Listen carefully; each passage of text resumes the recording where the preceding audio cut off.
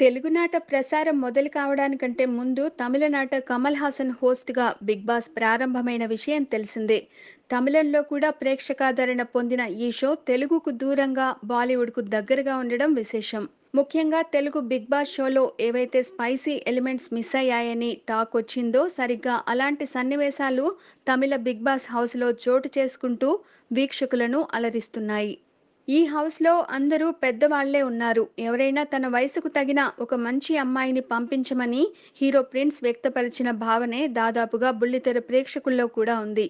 దీంతో ప్రస్తుతం పలువురు ముద్దుగుమ్మలతో బిగ్ బాస్ నిర్వాహకులు సంప్రదింపులు జరుపుతున్న విషయం తెలిసిందే.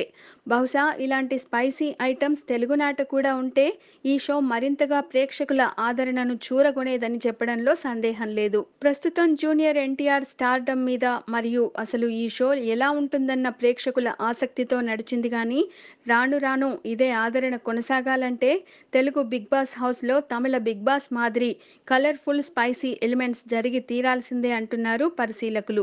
మరి ఇది ఎంతవరకు సాధ్యమవుతుందో గానీ ఈ షో ద్వారా బాగా ప్రజాదరణ చూరగొన్న వ్యక్తి ఎవరు అంటే జూనియర్ ఎన్టీఆర్ అని చెప్పాలి. ఇప్పటివరకు తారక్కు దూరంగా ఉన్న ఫ్యామిలీ ఆడియన్స్ కాస్త చేరువయ్యారని చెప్పొచ్చు. Please subscribe. Hi, it's me Purna. Please subscribe.